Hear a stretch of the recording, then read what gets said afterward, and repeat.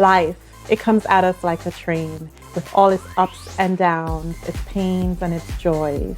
How do we deal with it? How do we process it? How how do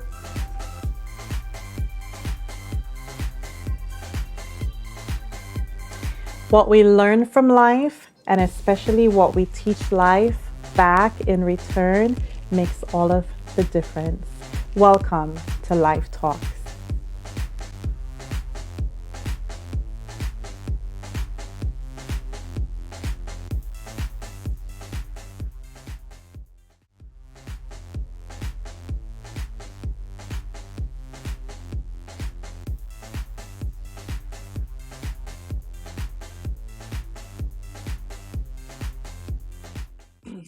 Welcome to another episode of Life Talks, where we discuss everything life and try to learn lessons that life is teaching us and maybe hopefully find what we can teach life back in return.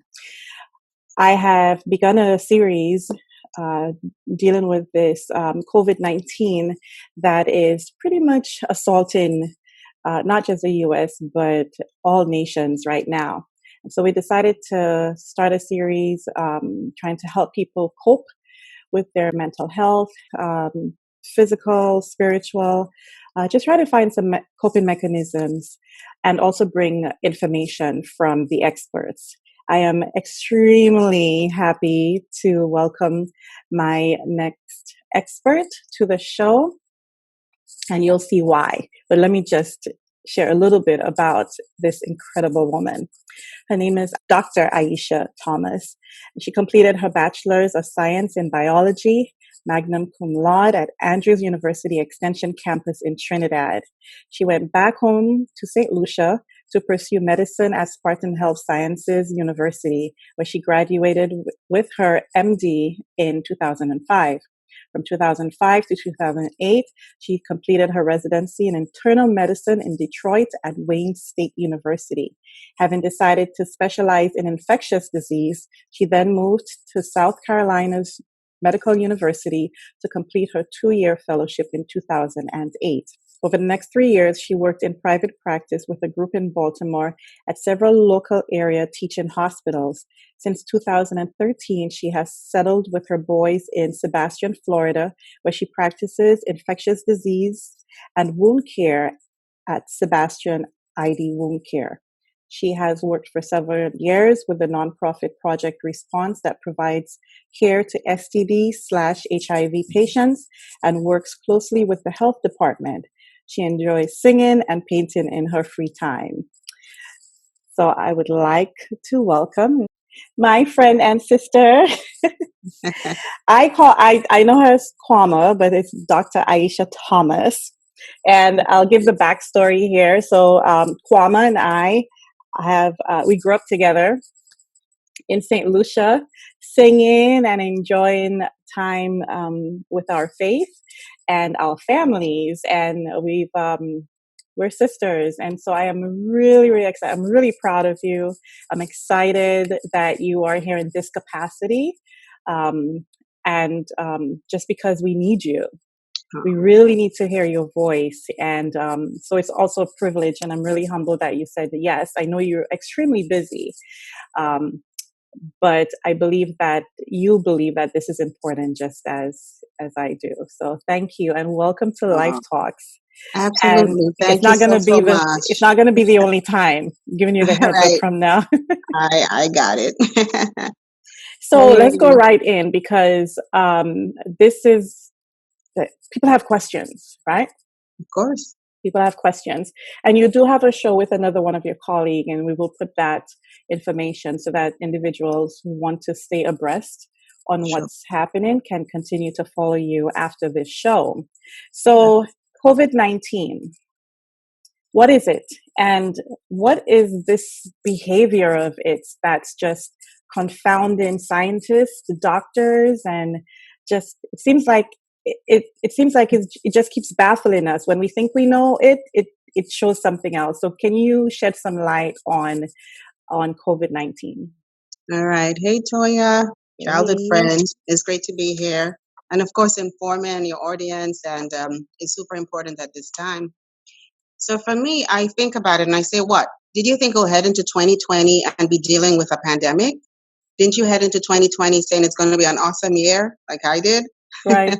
Me And to too. find, yeah, because we heard about this virus in Wuhan, China, thinking it was so far away, a world removed from us, hearing about this outbreak and about a town in lockdown and about this strange virus and people dying.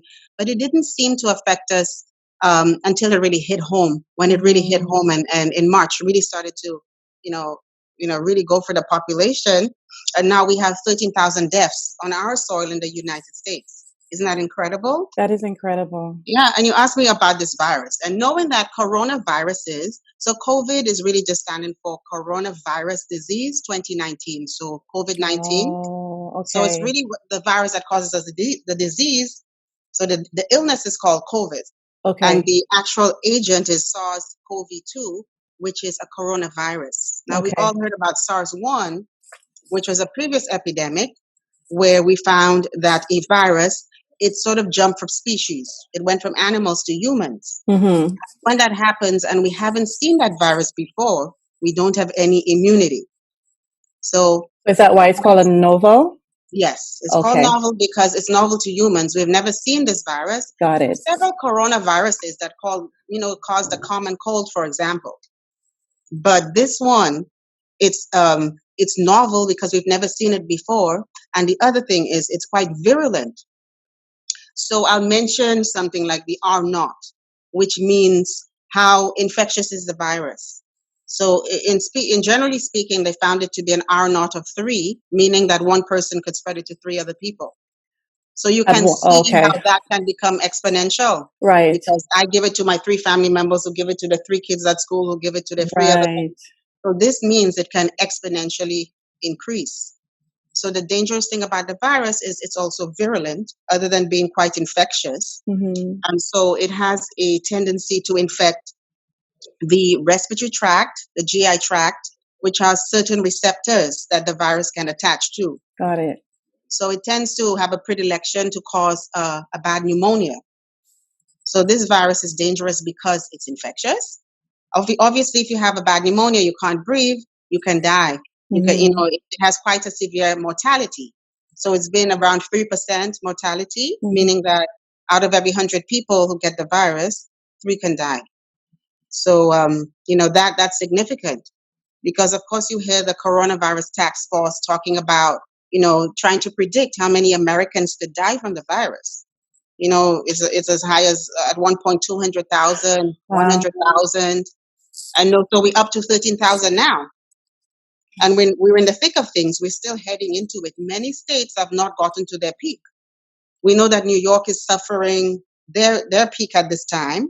Right. But, rural states and other states will, of course, Louisiana is having a significant Mm-hmm. impact, Michigan, where you are, Florida. Yeah. And that's the issue. It's because we've never seen this virus. It's trying to spread through the population. We have over 300 million people here. Mm-hmm.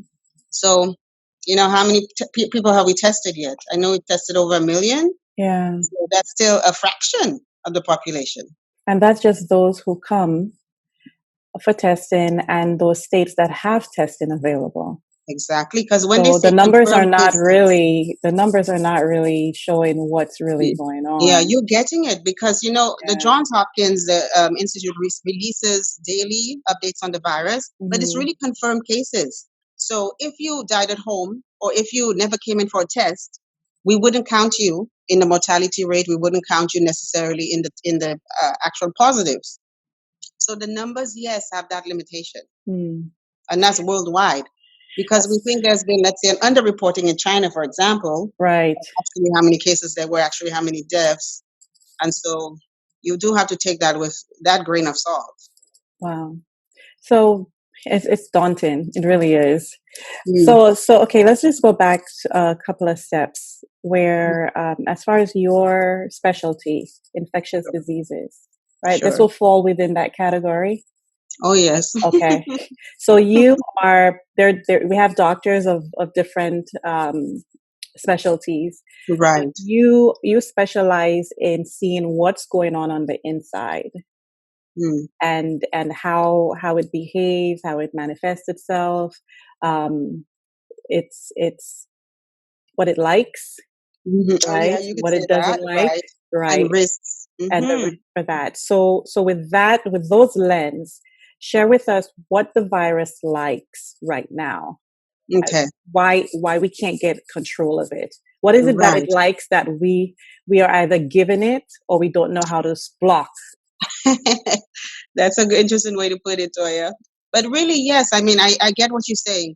The virus, here's what the virus wants. The virus wants to spread for the population and just go from person to person, replicating. That's what the virus wants.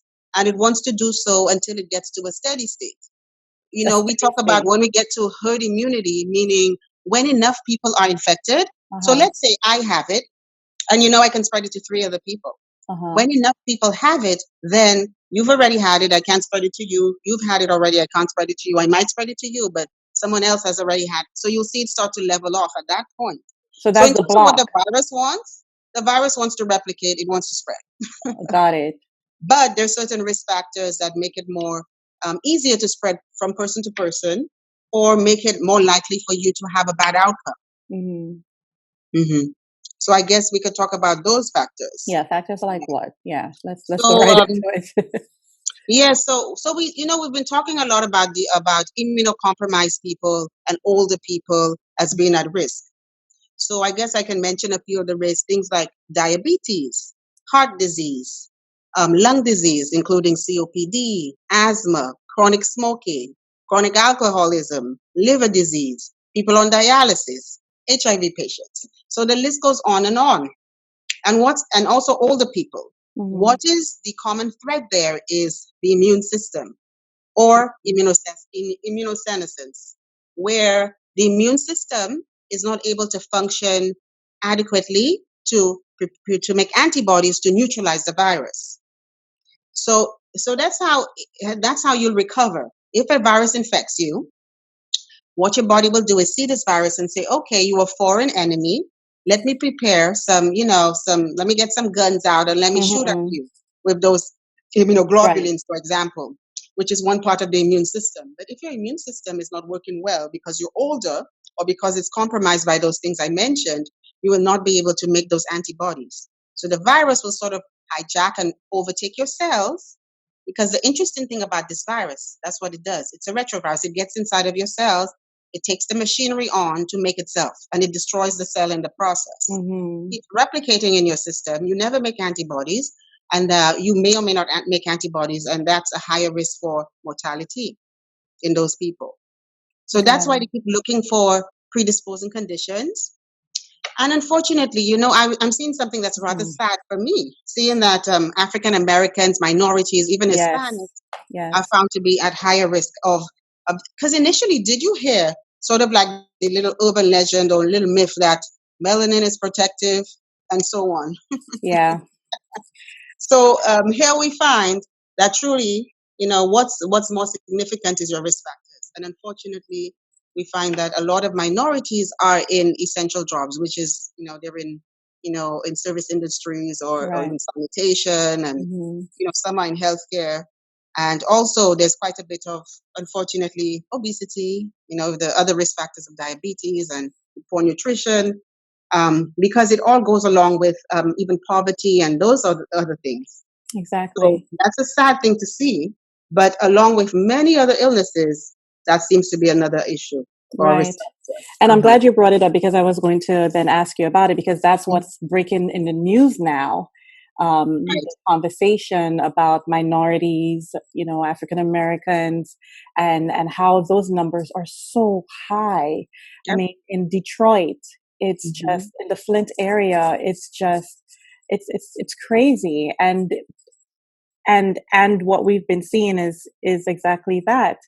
Um, it's like a setup, the virus enjoys these hosts Hmm. because these hosts have it can't fight it as we would And want also our living situations. It's possible we have multi generations in one home in or one multiple house. people in one home. It's hard to do the social distancing and so on Right. in that regard. Even if Right. one person, you can try to social distance as much as you want, but if one person goes out, you're bringing the virus home. it's almost not quite moot, but it's It's a significantly domino effect. decreases. It is. You So can't that's one of avoid. the issues as well. Wow. Yes, it saddens me to see this. Wow. So, okay, we talked about who's at risk. Now, in the beginning, they said um, children can't get it, infants cannot get it, just the elderly population and those with those risk factors. But we're seeing some numbers with those under 50 Yes, and deaths. another huge myth.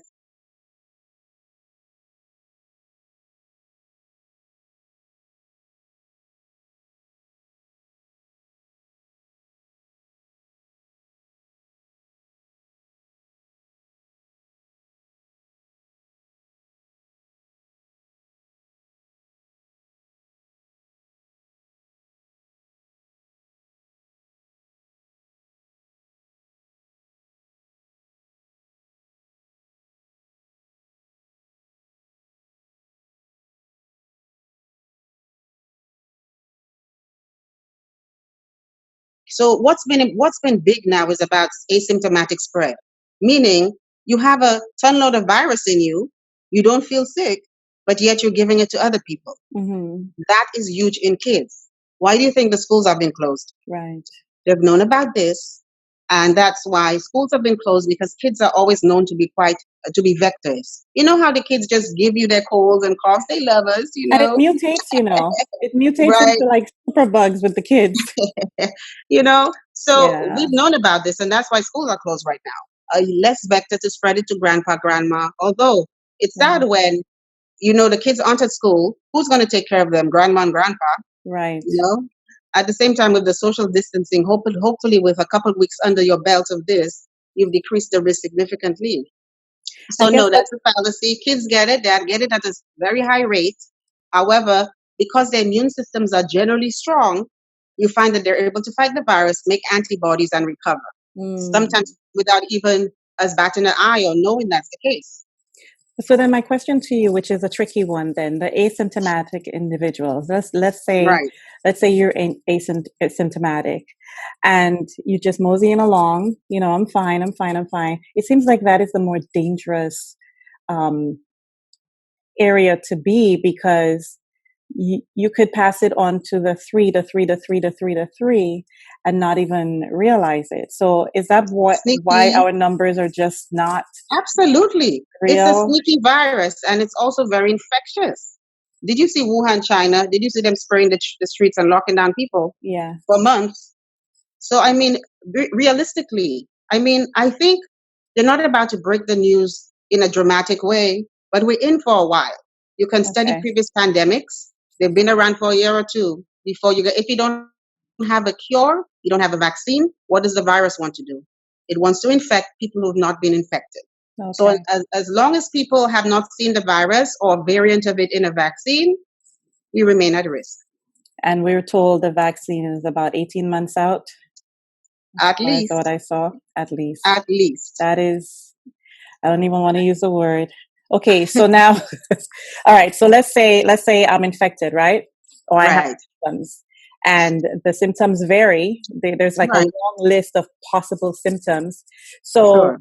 I think in the beginning we were thinking, well, you have to have a fever, you have to have this, you have to have that. But some people have one thing and not another. So they may feel, well, I don't have a fever of 103, or my body doesn't hurt that much, and I don't have that bad of a breathing situation, so I don't have to go in. Or they'll call and a doctor might say, well, it sounds like allergies. Like I have a friend of mine, he wasn't feeling well. He called the doctor and they said, it sounds like allergies. And within 24 hours, he's been incubated or intubated, I think is the Mm-hmm, word. mm-hmm, And mm-hmm. so it was like, okay, fine, it's allergy season, but it mimics so many different, it mimics a sinus infection, it mimics the beginning of the flu. For us Right. women, I've heard stories from some of my friends, it mimics even cycle Mm-hmm, mm-hmm, having mm-hmm. symptoms of having your cycle. So when do you go to the doctor? How do you know Right. when to go to You the know, doctor? because I think to myself, listen, in an ideal world, everyone will be rolled out for coronavirus, as far as I'm concerned. If it was an ideal world, that's what I'd Right. like to do. I wanted to do that at my hospital. But of course, we don't have enough resources. Why? We don't have enough swabs to test everyone. Now they're trying to rectify that. And secondly, we don't have enough PPE or protective equipment, because if I have to swab you, I have to wear a mask and gown Right. to do so. And there's PPE that I'm using just to test you. So that's the ideally you do want to test extensively to know where you're at. But because of those limitations, testing has been very limited. And I'll tell you the most recent CDC guidelines for testing, and then we'll talk about also when to really seek treatment. Right. So for testing, they're just really saying they're going to test healthcare workers who are sick, because these are high risk, of course, because every day I'm at high risk because I see multiple patients, presenting. And Mm-hmm. also they will test hospitalized patients with pneumonia, no questions asked. Mm-hmm. However, these are the lab tests, the state lab tests, which come back in a day or two, the quickest ones. Now they're bringing out quicker tests, which are 4-hour tests and 40-minute tests. They're not widely available yet. Also, antibody tests are eventually going to come, which will tell you if you've had previous infection. So next on the totem pole would be outpatients who are immunosuppressed, over 65 with immunosuppression. Yes, they'll test those. You call in and try to get them tested. And last on the totem pole, outpatients with mild symptoms, for testing. So that's been a huge discrepancy. And that's why it's been difficult for, let's say, someone like your friend who said he has some non-specific symptoms. They were like, well, maybe it's allergies. You can just wait it out. Look, he turns out to have coronavirus, is intubated. And that's just tragic. Mm-hmm. That's just Mm-hmm. tragic. But I guess speaking to symptoms, that will make you definitely want to seek care. Because like I say, I think if someone calls me with respiratory symptoms, there's a high prevalence of this illness. It's ravaging the community. You have it as far as I'm concerned. Got it. So we tell a lot of people, okay, self-quarantine at home, try to manage it if you can. Take Tylenol if you have a super high fever and if you have body aches. Try to lay on your stomach. Try to cough every 6 times an hour to open up your lungs. We try to give them some advice. But if you have a few symptoms, you should immediately call. Okay. Don't wait. Now, Because who am I calling? Am I? so you call 911 if you have. I was about to shortness of say, do I breath. call 911?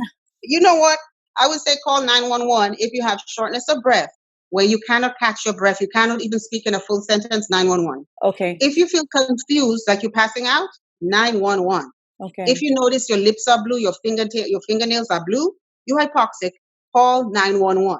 Okay. If you notice chest pain or pressure, you better call 911. 30% of people are hypercoagulable. They're getting pulmonary embolisms with this coronavirus. You can have chest pain or something atypical. Call 911. Okay. So these critical things, I would say, do not wait, because the problem is people become hypoxemic or the oxygen levels drops. It can drop rapidly, whether you're young or you're old. And what will happen is some people go into what we call ARDS very quickly. They turn on a dime. So it's a matter of time. You don't have time when you get to that point. Yeah, and I'll tell you what, most people, so then with the incubation period being 1 to 14 days, most people by day 5 become symptomatic if they're going to get sick, right? Okay. Or if they know they're sick. By day 7 to 9, you should be trying to make antibodies. If you're not trying to really recover, you could crash. That's around when we see people crashing. Okay. So 7 to 9 days in is critical.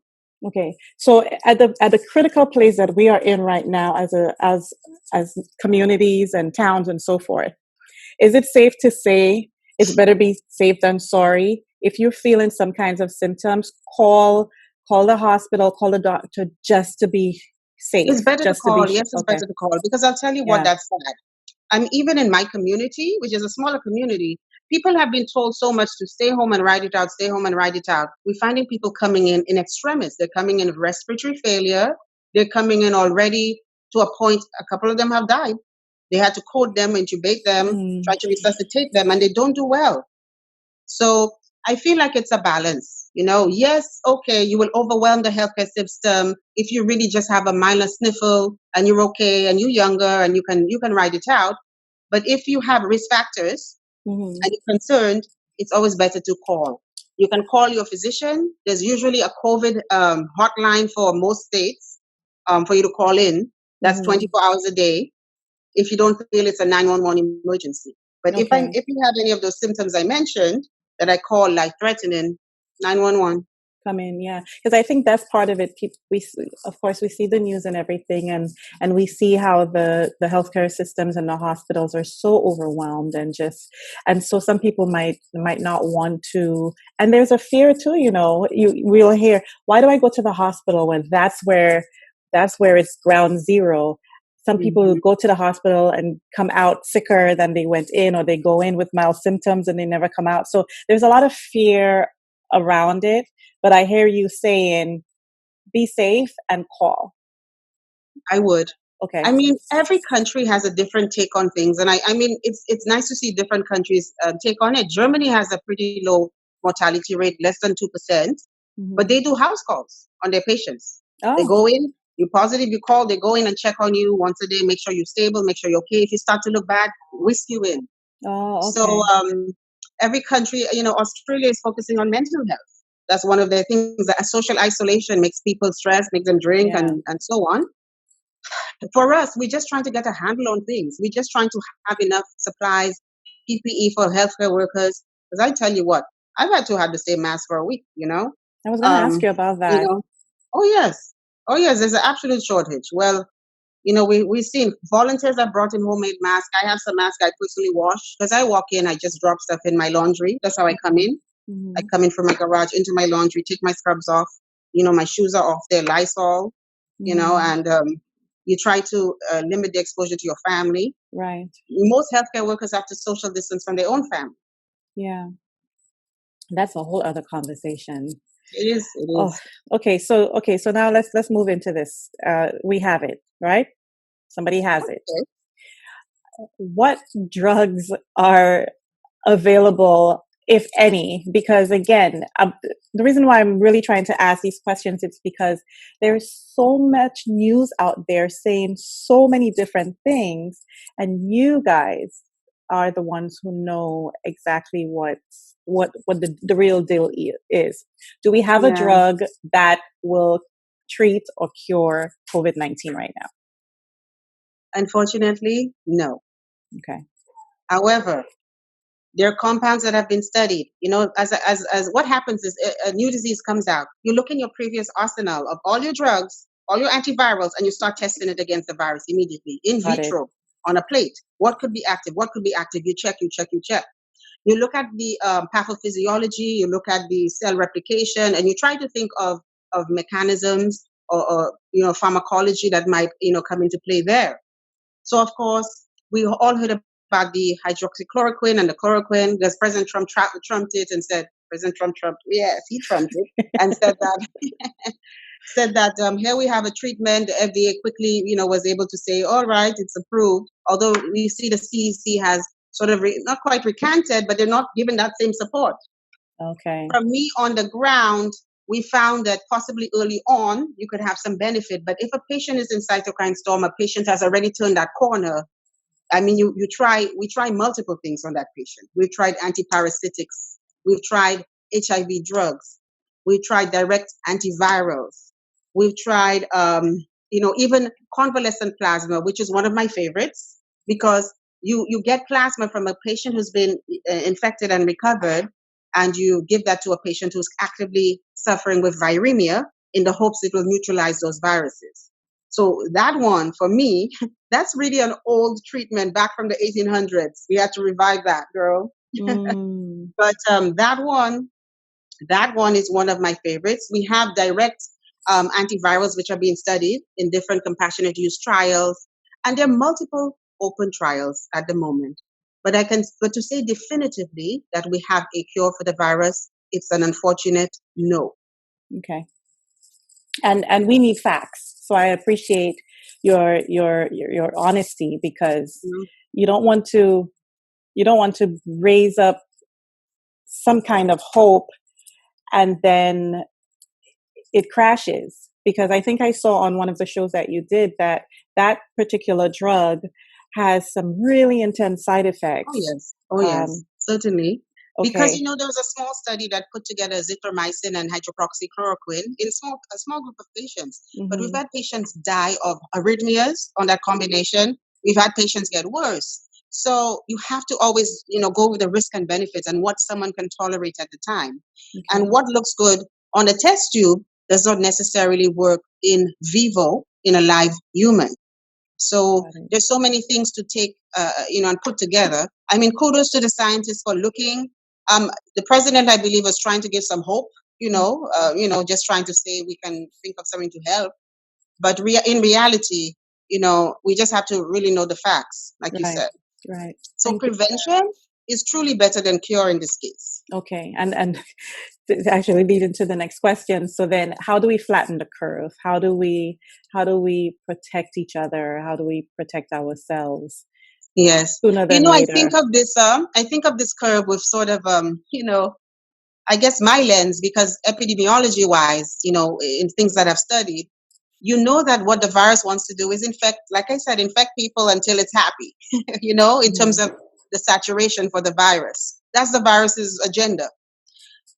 Flattening the curve means you try to limit the infections in such a way that the healthcare system can handle it. While, Okay. let's say, the same 300 million people in the US are still at risk, we're trying not for all of them to get infected at once, because that will totally overwhelm the healthcare system. Okay. By So hold flattening on, the hold on. curve, So I'm glad you said that, because maybe it's just my ignorance.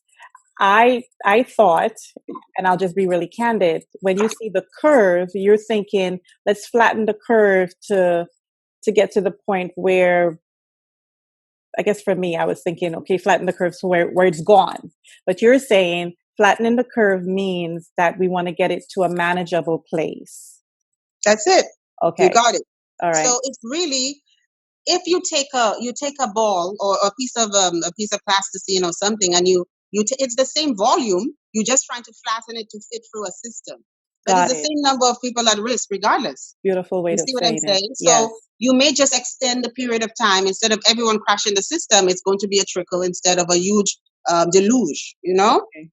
So for me, that's why in a way I'm sort of, it's bittersweet, because you think, that's why we keep talking about a second wave. It's Mm-hmm. possible once we stop the social distancing. That is why it's so important for them to figure out who's been infected using serology, because you can really know who's at risk in that way. So we know half of New York's gotten infected right now. I'm exaggerating. Right. But so they'll say, okay, maybe New York can start back running in a while because it's already been burned for the people there. But another state could be a hotspot coming up. The Right. more rural states who naturally social distance. Because they just have a lot more less people per square foot. Uh-huh. So for me, I do know from being infectious disease specialist that until you have either a vaccine where people have been exposed to the antibodies, exposed to the virus in that way. So even if they're exposed, they will not get, sick. Or you have a cure that will be able to just help, treat someone who's sick and who would not, die or go on a ventilator. Until Mm-hmm. you have those two things, we still at We're still not in the square one, open. but we're still at risk in that way. In a way, saying we're still sitting ducks. We are. All right. So So all right, so we talked about the medication, and I know a lot of people are going to be asking, okay, so what about the natural stuff? And I know, just to be clear, there's a difference between the natural remedies and what we know as vitamins and supplements, right? right. So let's talk about the natural remedies and then the supplements, because I know that you may have some options to help. Mhm. And it's not curing, it's boosting the immune system so that we have a better chance of fighting it. You got it, Toya. That is what people need to understand. That it boils down to immunity for me. Okay. Because if, as the United States, we all had a very robust immune system, we would face the virus and say, people initially were saying this is just like a cold. If it was just like a regular cold, great. We would not be having this whole uproar. The country wouldn't be closed down. Mm-hmm. This is a virulent virus that can cause death.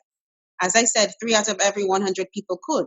Now imagine if the entire US population was infected of 350 million people. What is that? What sort of numbers are we talking here, right? So if we can really, I feel like along with flattening the curve, boosting our immunity is essential, because the more people who could fight this, recover, and not crash the healthcare system is another way we can, deal with this virus. Okay. All right. So some ideas as far as building your immunity using Okay. foods. Sure. So, I mean, here's the thing. I mean, you want to have a rich, antioxidant rich diet. Okay. That's in leafy green vegetables, all the bright colors of the rainbow in vegetables. They contain various forms of antioxidants. That has been found to be essential in just overall health. I mean, we all see those lady on YouTube is 90 years old and looks 50, Bodybuilding. right? Yes. Because they eat vegan and then the vegetables and they work Right. out and they do all these things in moderation and they sleep because immunity is built by just those basic things: good food, good water, light, moderate exercise, good sleep, because that's when your hormones are replenished at night.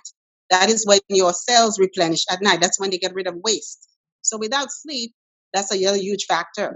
So Mm. yes, a good healthy basic diet, we know that. We know the food is all full of chemicals. We try to do organic. We've had all these debates, Right, right, but right. obviously, if you try to get some good supplements, that are rich antioxidants, Okay. and that is why, which I actually have been reviewing, and I would do it for myself.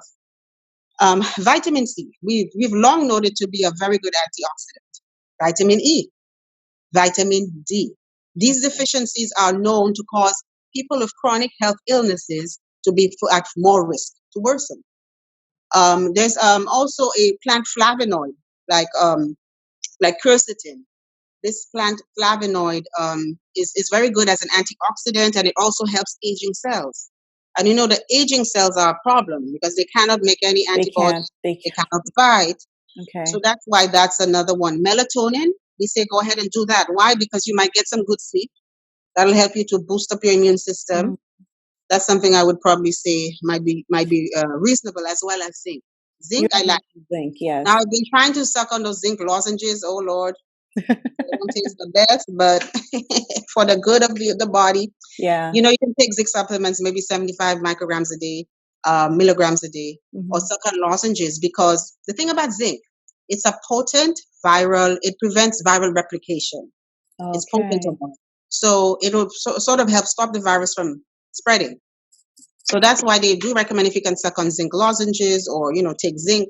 I do think that's a wise idea. But Okay. even if you come into the hospital and I see you, I'm putting you on vitamin C, I'm putting you on zinc, I'm putting you on thiamine.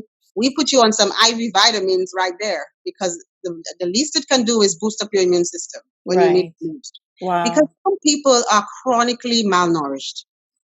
Some people are eating every day. We have an overwhelming amount of calories, but if it's nutritious is another story. Right. And I'm thinking that goes back to those populations we talked about Unfortunately, that are, unfortunately, yes, because the nutrition, they're not eating well, not eating healthy, and maybe they may not have access to it, because of how their system is set it up. saddens me. It saddens me, Yes. especially seeing now, obviously, with the people on working, there's going to be more food shortages, Shortages, yes. And they will commodity default to shortages, the cheaper, high fat, high salt foods. high sugar. Oh I've boy, seen the sugar. pictures. I've seen pictures of the hospital, supermarket shelves where, all the snacks are gone. All the snacks are gone, all the sodas are gone, and you go to the fruit section Oh yeah. and, like we eat, because we're from the same island, I went into the store and, all the ground provisions are there, the Yes. plantains and everything. Like Oh nobody's my. touching it. But those are the foods that are like Vitality. have bullets in there for Try you. to eat foods that are alive. If you can eat foods that's alive, That's a good way of or saying you it. can pronounce the names, or it has one ingredient. You eat a plantain. Even if you do eat chicken or whatever, it's one ingredient. One ingredient. Once you start eating the chicken sausage, now go try to read all of what's in there, or try to read the package behind a pack of cookies or chips, or so try to just make it basic one ingredient foods. That's Hmm. Try to make it alive foods that were alive at some point. Not like the live market in China, not that Right. sort of alive. So I guess it's good to say, if you eat foods that are alive, they will help keep you alive, That's the point. right? I like it. And I think we froze. So we'll say that again. If you eat foods that are alive, it will help keep you alive. Good And one. and Good though they one. might be a little bit more pricey, it's better to pay for them than to have to go pay for a doctor's bill, or Yes, medication. So, absolutely. we're so grateful. Everybody's grateful for you, as Oh, being part of the team, and I'm grateful for your time too. We know that it's almost like you're in a war zone and you yourself are in danger every day. So sending prayers to you and to your boys, and even to your coworkers. And we know that you're trying to not just you're trying to not just treat, you're also trying to educate, absolutely. and I'm sure it takes a toll on you. Yes. I think one Yes, of but the I said to myself, maybe that's why I went into infectious disease because I Look at couldn't pick an that. organ. I couldn't just pick the heart or the gut or the brain. Yeah, But very thankful to serve at this time. yeah. This is what I'm here for. So I'm not one to really do a lot of public stuff, but I have to. At this point, it's more important to reach the people, let them know what's happening. So it's my duty, I think. Okay. So And thanks thank for you so having much. me. And will you come back to update us if Well, we you already know. So what we're going to do is hopefully, if we get a lot of questions from this, you the viewers, I will make sure to take those questions and um, send them to Dr. Thomas, and as we can answer them, we will do that. Hopefully, as you're seeing it, this is a Facebook Watch uh, event or show. So if Dr. Thomas has time, hopefully she'll be on with us and we could be chatting with you during this. So if not, we'll be on YouTube also. And at the end of the show, you'll see an email address where you can send your questions. So thank you, my friend. You look beautiful. Oh, thank you. Love to hear. And we'll talk. All right. You take care of yourself. Be safe now. We will. All right.